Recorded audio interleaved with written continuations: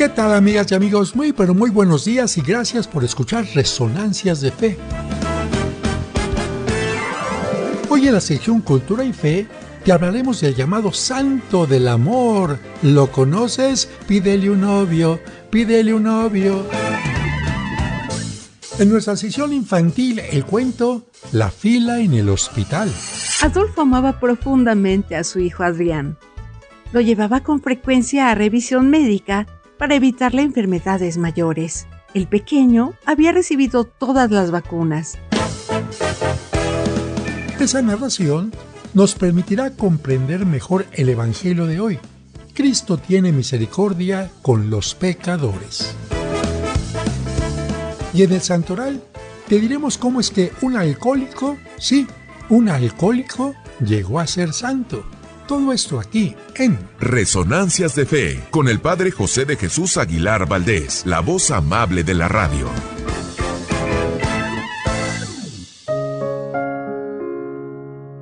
Un hermoso alacrán. En una ocasión un padre alacrán escuchó blasfemar a su pequeño hijo. Este maldecía a Dios y profería todo tipo de insultos contra él. El padre se acercó a su hijo y le preguntó por qué actuaba así. Entonces el pequeño respondió: «Papá, todos me han dicho que los alacranes somos los más feos de los animales y unos malditos. Si es cierto, el culpable es Dios porque Él creó todo y nos maldijo. ¿Cómo es posible que haga esto? ¿Cómo puedo creer en su bondad si nos ha dado tantas cosas malas?» El padre alacrán le contestó: «Mira, hijo, Dios es muy bueno.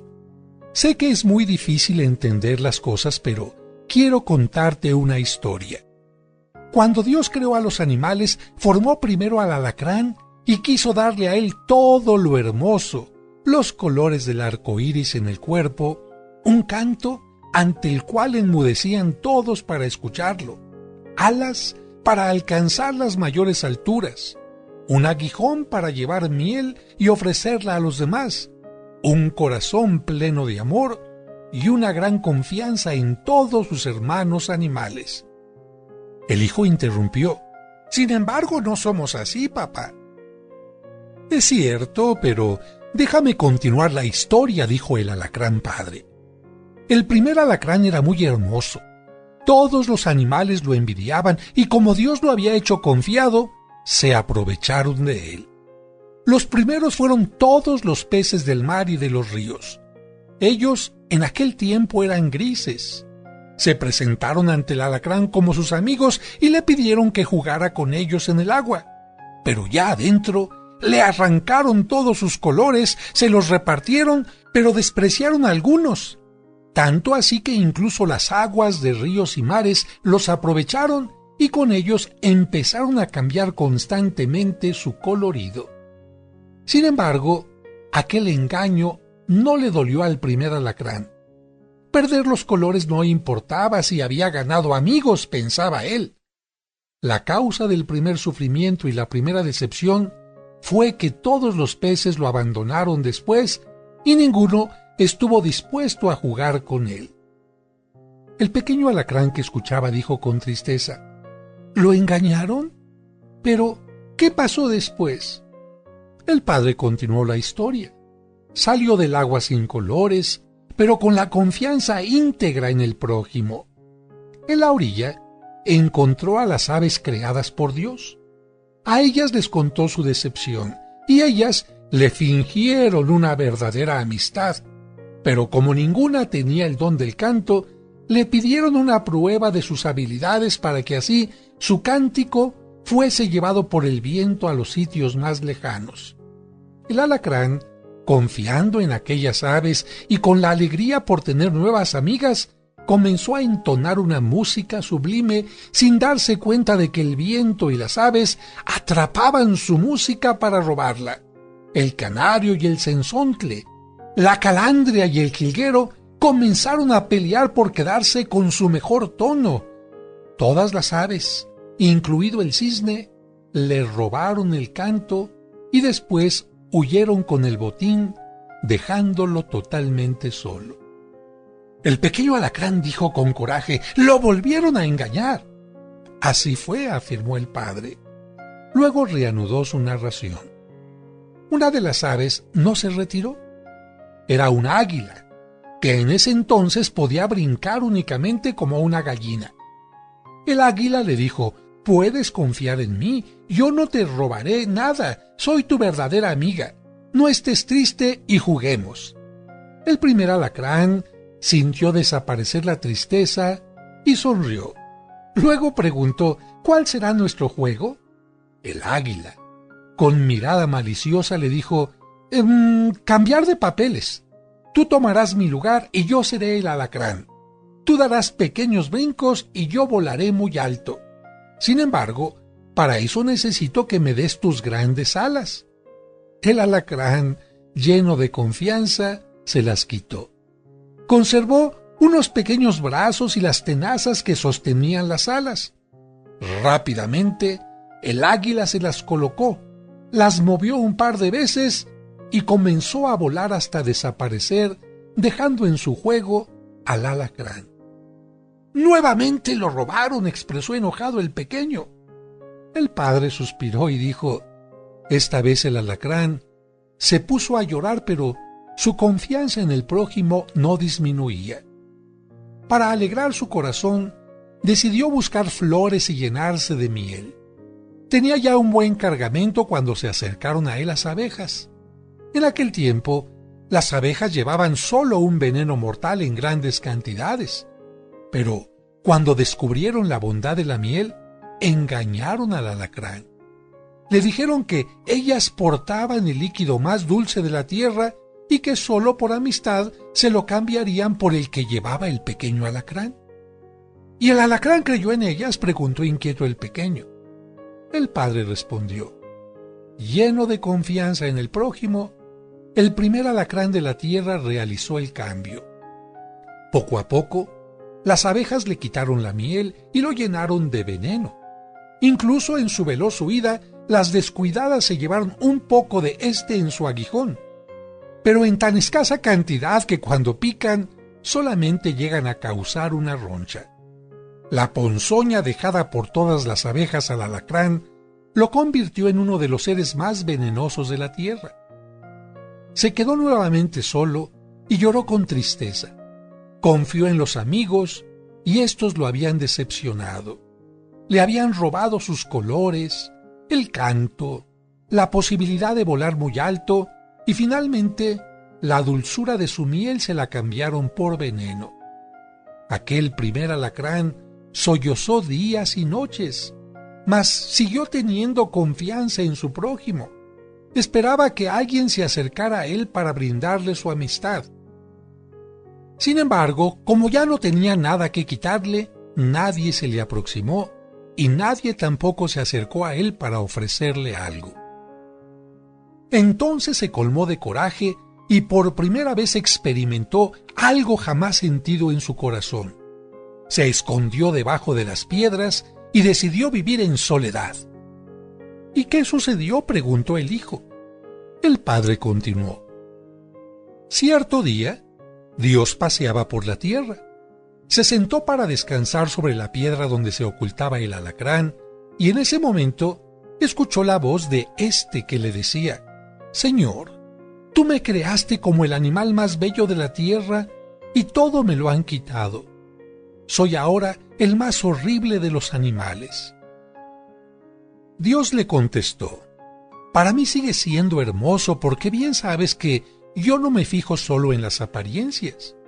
El alacrán replicó: Señor, los malos amigos no nada más me han arrebatado lo hermoso de mi exterior, sino también la confianza que tenía en el prójimo, y me han llenado de odio el corazón.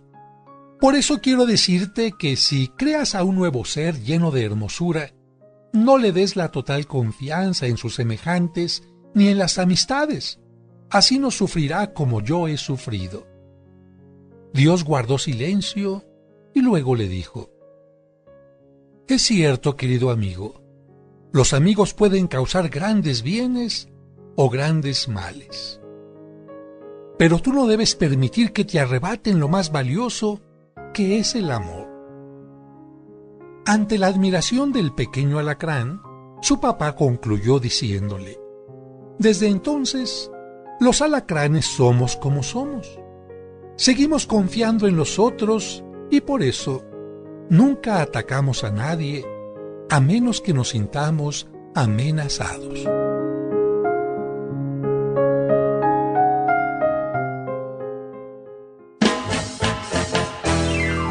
Muchas gracias por escucharnos y por ser parte importante de este programa que hacemos para ti con mucho cariño. Y como cada domingo le agradecemos a Dios por el don de la vida y le pedimos por ti y por cada uno de los tuyos, especialmente por los enfermitos o por quienes pasan por algún mal momento. Que Dios les llene de bendiciones. Y además de agradecer tu atención, quiero agradecer la presencia de mis colaboradores. En la producción, Sergio Enríquez Morín, y compartiendo micrófonos, nuestros invitados de hoy en las secciones del Santo Oral y Cultura y Fe, Raúl Mauricio Hernández y Salvador Romero. Amigas, amigos, bienvenidos a este programa y también mes de junio, mes dedicado al Sagrado Corazón, mes de San Antonio de Padua, mes de San Pedro y San Pablo. Bienvenido. Estamos llegando ya a la mitad del año con este sexto mes que Dios nos concede vivir. Así que a encender la velita, si es que no la encendió en los primeros días de este mes, pidiendo a la Divina Providencia que nos ayude a valorar lo que recibimos y, si es posible, también compartirlo. Gracias a los enfermitos que nos escuchan, que Dios les bendiga. También a quienes están transitando y escuchando este programa en las calles o carreteras de México o de Estados Unidos, que lleguen con bien a su destino. Y por supuesto, al final del programa, los teléfonos de la parroquia para que puedan recibir información sobre este extracto de agave, no una simple miel de maguey, un extracto de agave que me ha estado ayudando durante los últimos años ante un problema que los médicos no encuentran solución. Pero qué maravilloso es Dios que, si el médico no ayuda, Dios dice: yo te ayudo a través de la naturaleza. Y qué maravilla que de un agave feo, porque no es el agave azul, es un agave silvestre, recogido por manos de mujeres campesinas. ¡Ah, qué maravilla! Me ha salvado la vida durante tantos años. Y miren, aquí sigo cascabeleando. ¡Qué bueno, qué bueno! Y ahorita, al final del programa, les diré lo que quedó pendiente en el programa pasado. Padre, ¿qué pasó con su mamá cuando estaba en el cine y usted iba a nacer? Ya se los iré diciendo al final del programa.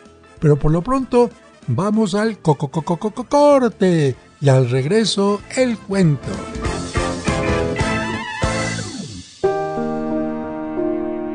Señor, aquel a quien amo está enfermo y sufre mucho. Por tu compasión, cúrale y haz que desaparezca su dolor. Destroza mi corazón verle sufrir. ¿No puedo yo compartir su dolor si es tu voluntad que no se cure? Señor, hazle saber que tú estás con él. Sosténle y ayúdale para que pueda llegar a conocerte más profundamente como resultado de su sufrimiento. Señor, sé nuestra fuerza y apoyo en este tiempo de obscuridad, y danos esa profunda paz que procede de la confianza en ti. Amén.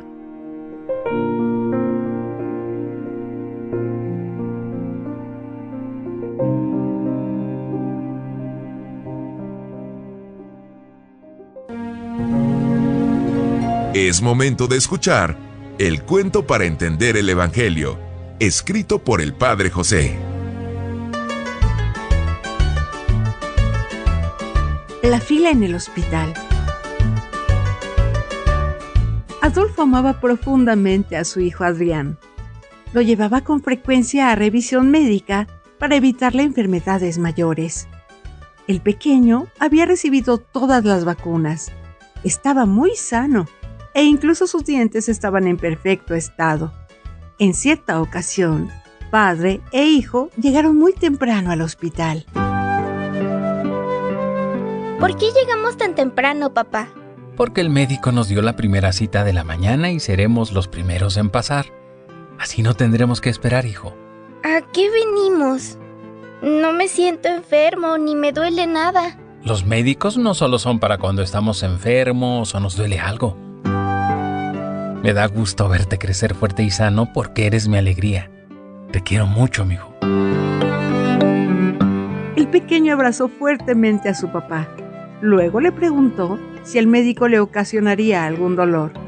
Él le respondió: En ocasiones es necesaria una inyección o una medicina con mal sabor, pero no siempre las visitas al médico resultan molestas o dolorosas. Hoy solo venimos a que el médico te revise, así que no tienes de qué preocuparte. El pequeño Adrián se tranquilizó y dijo: Ah, ya entendí. Es solo una revisión. Así como llevas tu auto para que lo revise el mecánico y no se descomponga, así lo haces conmigo. Prefieres prevenir que lamentar. Exacto, pero tú eres más importante que mi auto. Yo podría cambiar de automóvil, pero no te cambiaría a ti por nada del mundo. En ese momento, el reloj marcó la hora de la cita. Oye, papá, ya hay 10 personas en la fila. Pero afortunadamente nosotros seremos los primeros en pasar a revisión. El médico abrió la puerta del consultorio para recibirlos, pero tuvo que pedirles que esperaran porque en ese momento se escuchó el sonido de una ambulancia que llegaba con urgencia.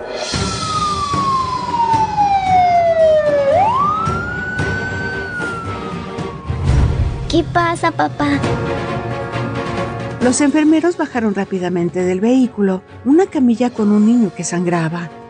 Lo condujeron inmediatamente al consultorio y cerraron la puerta para atenderlo. El pequeño Adrián se preocupó por el accidentado, pero su papá lo calmó. No te preocupes, hijo, tranquilo. Lo van a atender y el niño se va a curar. Entonces, una señora que esperaba en la fila alzó la voz y visiblemente molesta les dijo a todos: ¿No les da pena aceptar que les falten al respeto? Están pisoteando nuestros derechos y ustedes no hacen nada por defenderlos. Papá e hijo quedaron asombrados porque no comprendían aquellas palabras. Pero la señora, furiosa, se encargó de que entendieran. Les dijo: ¿Por qué permiten que el médico les falte al respeto? ¿Acaso no llegamos nosotros primero que el niño de la camilla? Ese niño llegó después de nosotros. Tiene que esperar y hacer fila. El médico debe respetar nuestros lugares. Adrián se admiró de esa reacción violenta y le dijo a la señora: ¿Por qué se enoja tanto? A usted no le duele nada ni está sangrando. Es cierto, no me duele nada. Pero llegué temprano y exijo que se respete mi lugar. ¿Me permite preguntarle algo? Pregúntame lo que quieras. Si usted o uno de sus seres queridos tuvieran un accidente, ¿no le gustaría que los atendieran de inmediato? La señora se calmó. Se sorprendió que un niño tan pequeño le hiciera reflexionar y le dijo apenada: Ay, mijo, tienes razón. Gracias por hacerme comprender. Ya entendí que lo nuestro no es tan urgente. Debemos esperar con paciencia y cederle nuestro lugar a ese niño. El médico atendió al herido y después continuó con todos los pacientes de la fila. De regreso a casa, Adolfo le dijo a su hijo: Estoy orgulloso de cómo hablaste con esa mujer, pero tengo una pregunta. ¿Dónde aprendiste a pensar así? Escuché esas palabras en la misa dominical. El Evangelio dice que Cristo ama a todos por igual, pero daba preferencia a los pecadores porque consideraba una emergencia atenderlos primero. Por eso dijo: no son los sanos, sino los enfermos los que necesitan más al médico. Y es que Cristo quiere que todos se salven.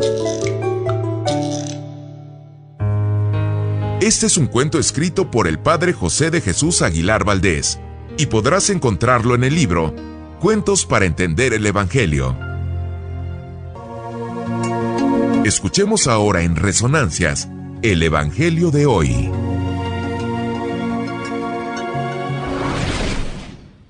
Evangelio de San Mateo, capítulo 9, versículos del 9 al 13. En aquel tiempo, Jesús vio a un hombre llamado Mateo sentado a su mesa de recaudador de impuestos y le dijo: «Sígueme». Él se levantó y lo siguió. Después, Cuando estaba a la mesa en casa de Mateo, muchos publicanos y pecadores se sentaron también a comer con Jesús y sus discípulos. Viendo esto, los fariseos preguntaron a los discípulos: ¿por qué su maestro come con publicanos y pecadores? Jesús los oyó y les dijo: no son los sanos los que necesitan médico, sino los enfermos. Vayan pues y aprendan lo que significa: yo quiero misericordia y no sacrificios. Yo no he venido a llamar a los justos, sino a los pecadores.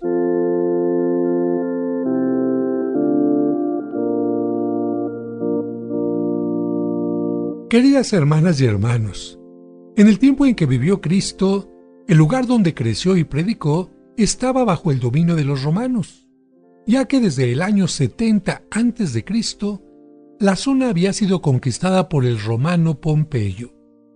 Esto hacía que todos los judíos estuvieran obligados a pagarle impuestos al César bajo graves penas y sanciones si no se pagaban, incluso el ser vendido como esclavo o tener la pena de muerte.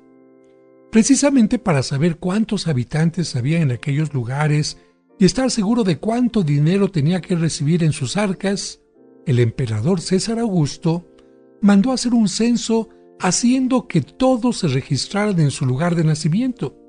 Ese censo se hizo en el año en que Cristo nació y fue la causa de que María y José tuvieran que viajar hasta Belén, el lugar donde había nacido San José. Pero, ¿cómo se pagaban los impuestos a Roma? ¿Quién los cobraba? Para que este trabajo se hiciera más fácil, el imperio escogía a algunos habitantes de cada región que conocieran a sus paisanos e incluso los ingresos que tenían.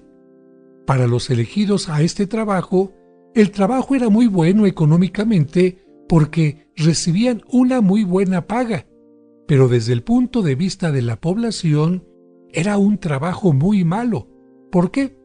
Porque al estar sirviendo a los romanos, a los indeseados conquistadores, los cobradores de impuestos eran no solo considerados traidores al pueblo, sino también pecadores públicos por hacer más caso al imperio que al pueblo y que a Dios. Por eso se les llamaba publicanos, que era semejante a decirles pecadores públicos.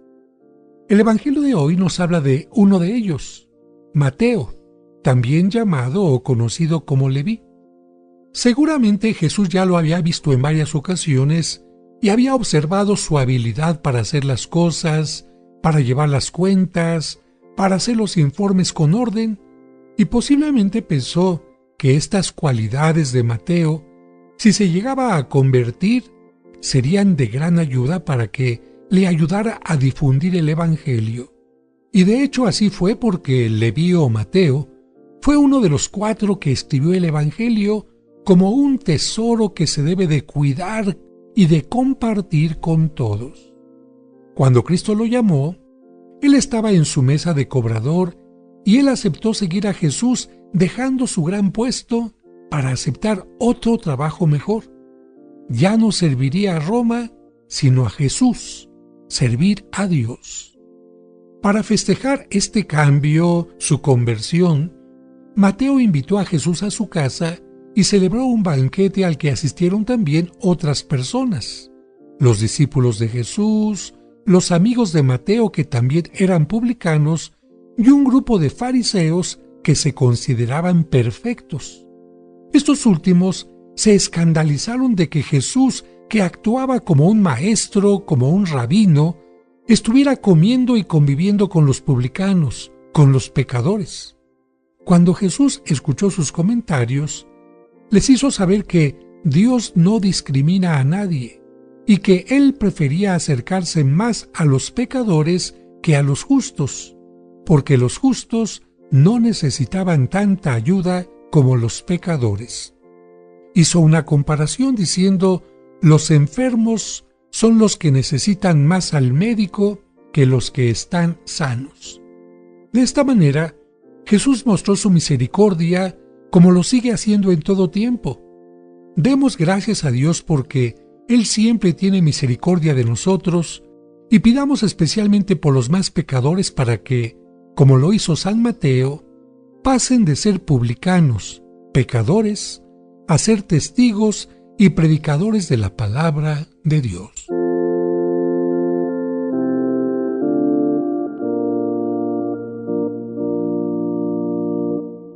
Y listo el equipo para hablar de los santos y santas de la semana. Ellos son los hombres y las mujeres que han cumplido fielmente los ideales de Cristo. Escuchemos en Resonancias de Fe, el Santoral de la Semana.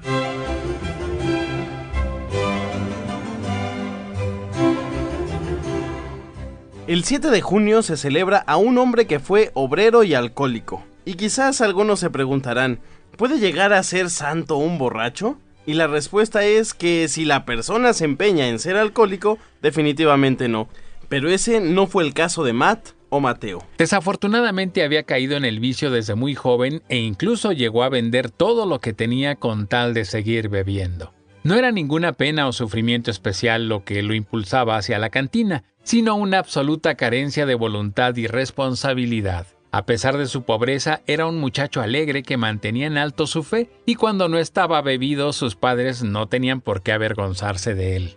Repentinamente, cuando ya había cumplido 24 años de edad, se le notaban los signos inconfundibles del bebedor. Arrojó un día el vaso con licor por la ventana y juró que no volvería a beber ni una gota de alcohol. Jamás confió a nadie la causa repentina de esta decisión. Se llevó el secreto a la tumba. Las causas de su transformación aparentemente no fueron ni un sentimiento de hastío o repugnancia, ni el temor natural a la ruina corporal, sino más bien se originó por un profundo movimiento de la gracia de Dios, una gracia que aún no se apaga en su alma. Ante un sacerdote, Matt Talbot, este era su nombre, juró renunciar en lo futuro al alcohol. No confió en sus propias fuerzas, sino que, con la bendición del Señor, quiso emprender la lucha contra el vicio y resistió con heroísmo. Sin hacer caso a las burlas de los compañeros, dejaba pasar la botella si se la presentaban y también aprovechó para dejar de fumar. Todo lo que logró ahorrar de su escaso salario se lo pasó a 4 seminaristas de la misión en China para sus estudios. Realizó muchas buenas obras en secreto. Durante 40 años solo fue uno más en la fila gris de los obreros que al amanecer marchaban por las calles de Dublín rumbo a su pesado trabajo para regresar agotados al anochecer. El 7 de junio de 1925, Matt Talbot, ya de 70 años, cayó desmayado en plena calle y murió allí mismo, antes de que alguien pudiera ayudarle. A raíz de su muerte se descubrió toda la vida de santidad y penitencia que había llevado. El 8 de junio se celebra a San Medardo, que fue obispo y que murió en el año 560. Medardo significa en el antiguo alemán audaz y valeroso. San Medardo es el santo preferido de los campesinos de Francia. Le tienen gran fe para que obtenga lluvias para los tiempos de la siembra y para que les cuide sus viñedos o plantaciones de uva contra los ladrones y el mal tiempo. El 9 de junio se celebra a San Efrén. Efrén significa muy fructífero. Él nació en lo que hoy conocemos como Irak, logró durante su vida gran fama como poeta y compositor de himnos religiosos y en la antigüedad fue el más grande poeta, cantor de la Virgen María. El mejor triunfo de San Efrén es que a él le debemos en gran parte la introducción de los cánticos sagrados e himnos en las ceremonias católicas. Por medio de la música, los himnos se fueron haciendo populares y se extendieron rápidamente por todas las iglesias. Los himnos de San Efrén se hicieron famosos por todas partes. El obispo lo nombró director de la escuela de canto religioso de su ciudad y allí formó muchos maestros de canto para que fueran a darle solemnidad a las fiestas religiosas de diversas parroquias. Cuando los persas invadieron aquella región tratando de acabar con la religión católica, Efrén tuvo que huir a la ciudad de Edesa, en donde pasó los últimos años de su vida. De él se conservan 77 himnos en honor de Cristo, de la Virgen María y de los temas más sagrados de la religión católica. Murió en el año 373. El 10 de junio se celebra a la beata Anna Maria Taigi, una de las mujeres más populares y de mayor fama de santidad en Roma durante el siglo XIX. Su vida la pasó como esposa de un obrero, madre de 7 hijos y trabajando como servidumbre. Era admirada por todos por su manera sencilla de creer y de vivir, hasta que un día Dios le concedió un don especial. Pero amigos, ¿cuál era este don especial? Resulta que Ana María empezó a ver el futuro en medio de un globo de fuego que se le aparecía. A su casa llegaban a consultarle personas de todas las clases sociales, cardenales, sacerdotes, obreros y personas de las más diversas profesiones. A unos anunciaba lo que les iba a suceder y a otros lo que ya les había ocurrido. Pero lo más importante es que ella, que no sabía ni leer ni escribir, daba a todos admirables consejos. Esta mujer profetizó la fecha de muerte de varias personas, anunció también graves peligros y males que iban a llegar a la Iglesia Católica, pidió a Dios y obtuvo de él que mientras que ella viviera, no llegara la peste del tifo negro a Roma, y así sucedió. A los 8 días de su muerte, llegó a Roma la terrible peste. Murió el 9 de junio de 1867 a la edad de 68 años y algo admirable es que su cuerpo se conserva incorrupto en Roma. El 11 de junio se celebra a San Bernabé. Su historia está escrita en el libro de los Hechos de los Apóstoles en la Biblia. Se llamaba José, pero los apóstoles le cambiaron su nombre por el de Bernabé, que significa el esforzado o el que anima y entusiasma. Vendió las fincas que tenía y luego llevó el dinero que obtuvo y se lo dio a los apóstoles para que lo repartieran a los pobres. Cuando Saulo, el perseguidor de los cristianos, se convirtió al cristianismo y se llamó Pablo, muchos cristianos le tenían miedo porque pensaban que se trataba de una trampa para encarcelarlos. Fue entonces cuando Bernabé los convenció de que Pablo ayudaría mucho en la predicación. San Pablo y San Bernabé trabajaron juntos ayudándose en todo el uno al otro. Predicaron en Antioquía durante 1 año, ciudad que se convirtió en el gran centro de evangelización, del cual fueron saliendo misioneros para evangelizar a diversos lugares. El 12 de junio se celebra a San Juan de Sahagún, llamado así porque nació en una ciudad de España llamada así, Sahagún. Algunos lo criticaban porque en la confesión era muy rígido con los que no querían enmendarse y se confesaban pues solo para comulgar como requisito, sin tener propósito de volverse mejores personas, como el caso actual de papás que se confiesan solo para comulgar en la fiesta de 15 años de su hija o cosas así. Pero la rigidez de este hombre Juan de Sahagún transformó a muchos que estaban como adormilados en sus vicios y malas costumbres, y yo diría que confesarse con él era empezar de verdad a enmendarse. San Juan de Sahagún predicaba muy fuerte contra los ricos que explotaban a los pobres. En un pueblo habló tan fuerte contra los terratenientes que no pagaban lo correcto a los campesinos, que desde entonces aquellos ricachones no le permitieron volver a predicar en ese pueblo. Sus preferidos eran los huérfanos, los enfermos, los más pobres y los ancianos. Para ellos recogía limosnas y buscaba albergues o asilos. A las muchachas en peligro les conseguía familias dignas que les dieran sanas ocupaciones y las protegieran. San Juan de Sahagún murió a la edad de 49 años en 1479.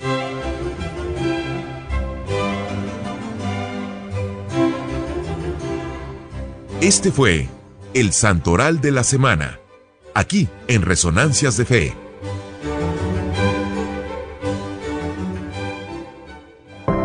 Esta es nuestra sección, Cultura y Fe.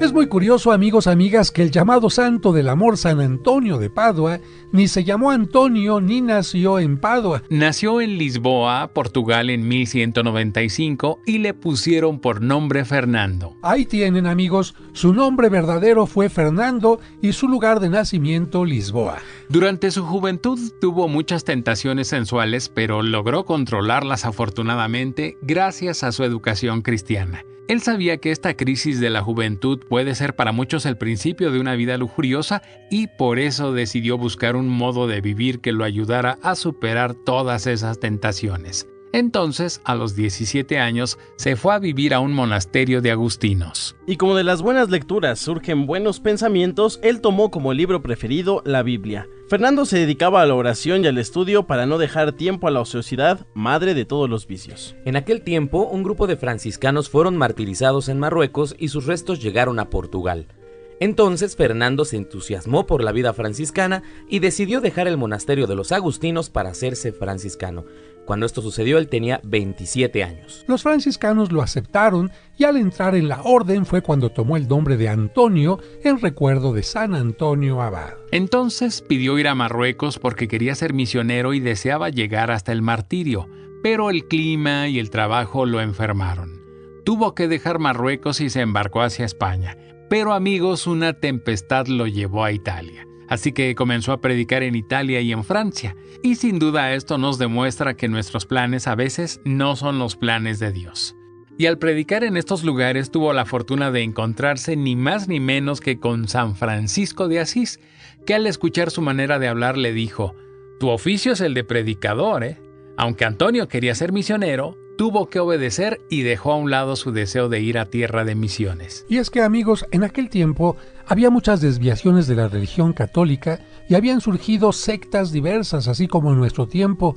Por eso es que lo enviaron hacia el norte de Italia, a una región infectada de herejes cátaros. Y Antonio, siguiendo la recomendación de San Francisco que se dedicara a la predicación, empezó a luchar contra ellos a través de la predicación, aprovechando el inmenso caudal de ciencia que había adquirido en sus años de soledad. En Rímini, un pequeño pueblo junto al mar, los herejes impedían que los habitantes acudieran a sus sermones. Entonces sucedió uno de sus primeros milagros. Se fue a la orilla del mar y empezó a gritar: «Oigan la palabra de Dios, ustedes los pececillos del mar, ya que los pecadores de la tierra no la quieren escuchar». ¿Y qué creen, amigos? A su llamado acudieron miles y miles de peces que sacudían la cabeza en señal de aprobación. Aquel milagro conmovió a la ciudad y los herejes tuvieron que ceder. San Francisco le escribió: «Me alegra que tenga por oficio enseñar a otros a comprender la Sagrada Escritura, pero que el estudio no apague el fervor por la oración».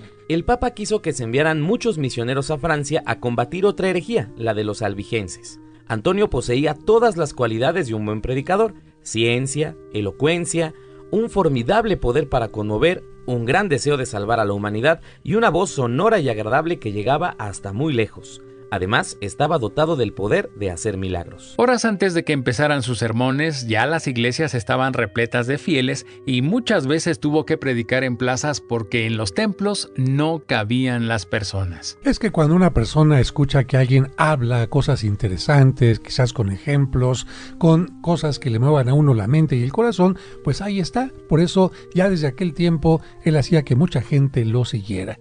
Del año 1227 al 1230 fue el provincial de una zona italiana llamada Romaña. En las comunidades religiosas, el provincial significa ser la autoridad máxima de una determinada región. Luego Antonio fue enviado a Padua, donde decidió fijar su residencia. Allí consiguió los mejores frutos de sus sermones y adquirió una fama inmensa. Predicaba los 40 días de Cuaresma a pesar de la hidropesía que lo atormentaba.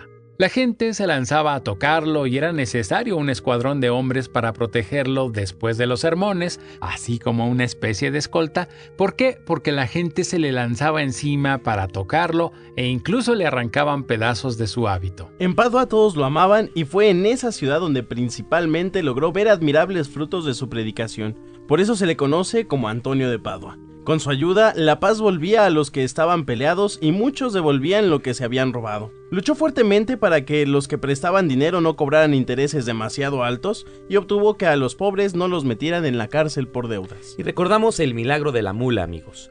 Cierto día, un descreído retó a Antonio para que le probara con un milagro que Jesús sí está en la hostia consagrada. Aquel hombre dejó su mula 3 días sin comer, y luego cuando la trajo a la puerta del templo, le presentó un bulto de pasto fresco y al otro lado a San Antonio con una santa hostia. La mula dejó el pasto y se fue ante la hostia y se arrodilló. Tenía una gran devoción al niño Jesús y se dice que logró contemplar en una visión cómo era Jesús cuando era niño. Por esta razón, en sus imágenes casi siempre se le representa con el niño Jesús en los brazos. Algo muy importante que tenemos que resaltar es que con sus consejos logró que los novios, que muchas parejas se hicieran más responsables antes de contraer matrimonio, que los matrimonios desunidos volvieran a reencontrarse a través del diálogo, de la reflexión, y también ayudó a las mujeres que no tenían dinero para pagar su dote. Pero amigos, ¿qué era la dote? Se los explicamos con mucho gusto. En aquel tiempo las mujeres que querían casarse tenían que colaborar con una parte económica para la nueva familia. Por eso, en general, las mujeres pobres no podían casarse por falta de dinero para dar esta dote.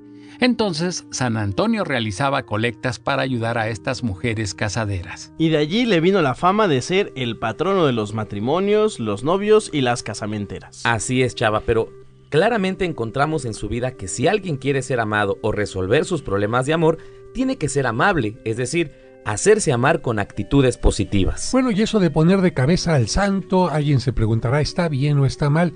Miren, esas son costumbres que se desvían de las enseñanzas de la iglesia porque o parece que estamos castigando u obligando al santo para que nos cumpla algo por la fuerza, o parece cosa de superstición. Les voy a decir de dónde viene esta tradición. Sucede que cuando murió San Antonio, una mujer que estaba en edad de casarse no tenía para la dote y el santo ya había muerto. Entonces fue al lugar donde se encuentra su tumba ahí en Padua, y mientras estaba haciendo oración de rodillas, escuchó que le llamaban como de arriba. Ella volteó hacia el techo y vio a San Antonio de Padua así como que venía hacia abajo, imagínense como si fuera una especie de Superman que venía con la cabeza hacia abajo, hacia el piso, y escuchó que le decía, ve a la casa de fulanito de tal y él te va a ayudar. La mujer, sorprendida, fue a la casa donde San Antonio le había indicado y el hombre le entregó la ayuda. Ella les comentó a los demás, es que vi a San Antonio de cabeza que me ayudó, y muchas dijeron, pues vamos a ponerlo de cabeza. Pero más allá de esta historia, yo creo que el amor no se consigue poniendo a una imagen de cabeza. En todo caso, necesitamos ponernos nosotros de cabeza para que, como dicen los jóvenes, nos suba el agua a los tinacos o nos caiga el 20 y tratemos de ser amables para que la gente nos ame. Finalmente, después de sus grandes predicaciones y su gran trabajo, y ya consumido por el esfuerzo y la enfermedad, el 13 de junio de 1231, San Antonio dijo, «Veo venir a nuestro Señor», y murió. La gente recorría las calles diciendo, «¡Ha muerto un santo! ¡Ha muerto un santo!». Murió solo de 35 años y durante sus funerales se produjeron impresionantes demostraciones de cariño de las gentes de Padua hacia él. La ciudad de Padua está muy cercana a Venecia y ha conservado sus restos con enorme devoción durante más de 7 siglos. También le construyó una bellísima basílica. Dios quiso glorificar su sepulcro obrando allí infinidad de milagros, amigos. El Papa Gregorio XI lo declaró santo al año de muerto. Pío XII lo declaró doctor evangélico. La gente experimenta que él conmueve el bolsillo de los ricos para ayudar a los pobres y consigue buenos matrimonios. La experiencia de cada día enseña que San Antonio no defrauda a los que le rezan con fe. Los fieles aseguran que es muy especial protector para encontrar objetos que se habían perdido. Dicen que basta pedirle a Dios ese favor con un Padre Nuestro y por su intercesión lo concede. Bueno, pues más allá de las supersticiones, de las tradiciones, te hemos ayudado a comprender la vida de San Antonio.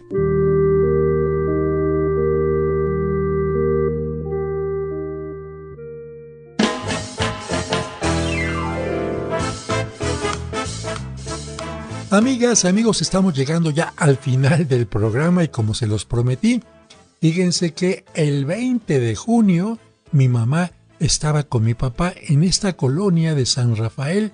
Habían llegado de Coahuila y temporalmente estaban viviendo en la calle de Francisco Pimentel.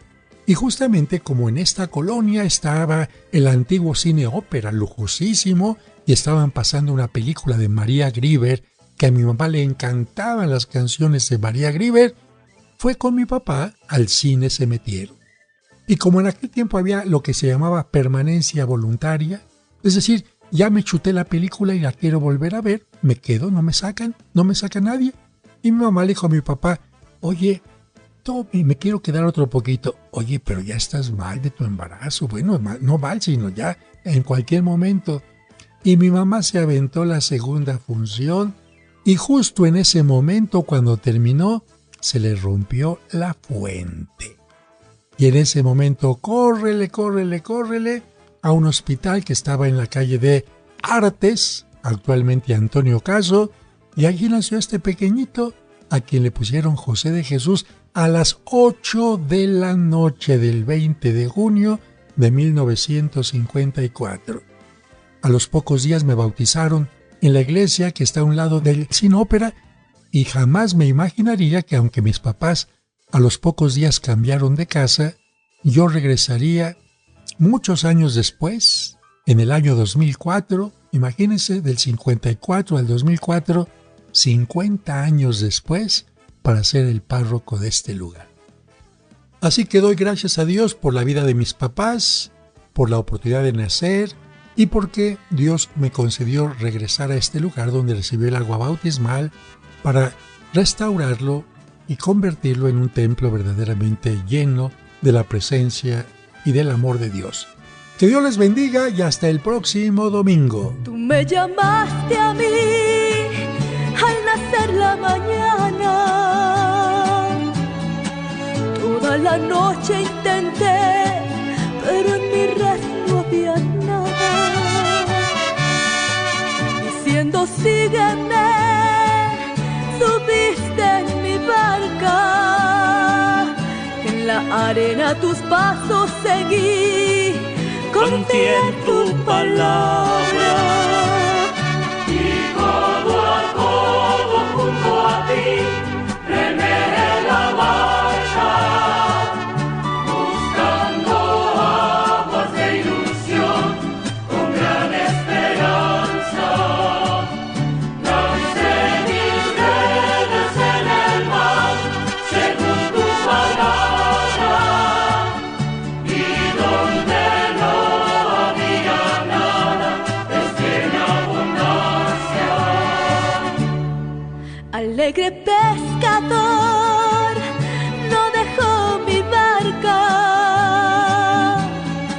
porque donde tú estás nunca falta nada. No tengo miedo al mar ni a las tormentas. Si pesco con amor, tú todo lo aumentas. Y codo a codo junto a ti, remé la marcha, buscando aguas de ilusión, con gran esperanza. Lancé mis redes en el mar, según tu palabra, y donde no había nada, pesqué en abundancia.